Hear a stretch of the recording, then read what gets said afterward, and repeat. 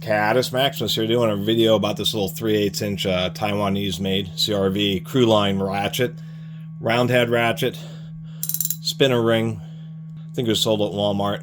I've actually seen a few of these and always thought I had made a video until I searched, and apparently I've never talked about crew line ratchets. So since I do lots of specific videos about ratchets so people can basically search YouTube and get more information about a particular tool, and like adjustable wrenches and many other tools, there's been just probably hundreds, if not 1,000 different brands of ratchets made over the last century or so.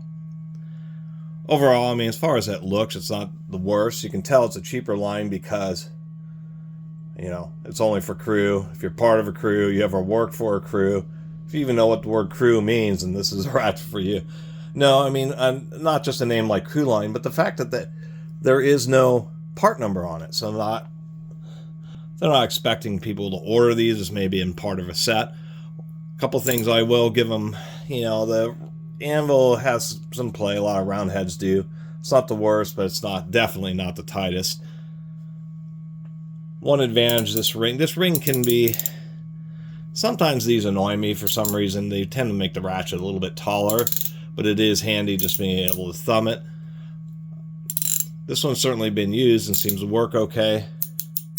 Just sounds like a single pawl mechanism. One thing I'll give credit for this ring is one of the issues with round head ratchets, can happen with pair heads too, depending on the design, but on many, or not many, but on a few round heads, and people who worked with round head ratchets for a while will know, is that they can have a problem self-reversing, where what happens is you're ratcheting, and then that space, that little backlash where you're going forward, is enough friction to cause the lever switch to want to start to move, and once it starts to move, the ratchet kind of carries it all the way forward. And that happens when the reverse knob is in direct contact with the body of the ratchet, allowing that friction to occur. Ones that have that type of design, some have issues, many don't. But having something like this, where you have this separate ring where the reverse knob is physically inset, guarantees that you won't have any problems with reversing, which on a cheap ratchet, if it's not going to do, you know, two things it really needs to do is ratchet and not reverse on you. And so that does answer those questions. Typical, although this is a pretty stout spiral spring, to tell you the truth. This one seems just a little bit stiffer than what they normally are. Just get a pick, work it out of there. That thing's really stuck in there. And pop it out. As we can see, single ratchet pawl mechanism. Usual failure points on these, we can actually see 3 teeth. It's fairly wide.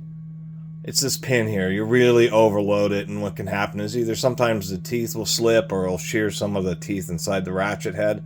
This is just through broach. They haven't like machined an inset on either side on this ratchet. Actually, it looks like there may be a little bit of a bevel here, probably where the spring is sitting.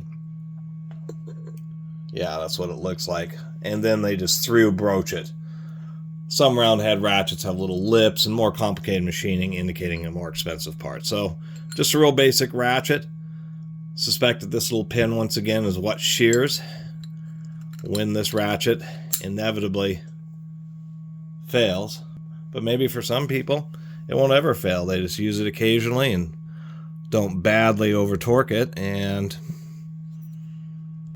probably work out for a junk drawer homeowners. You know, I shouldn't say homeowners, just for somebody who needs a basic tool and doesn't really care about having some awesome brand. There's nothing special about it.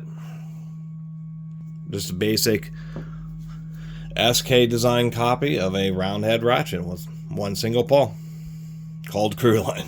Anyway.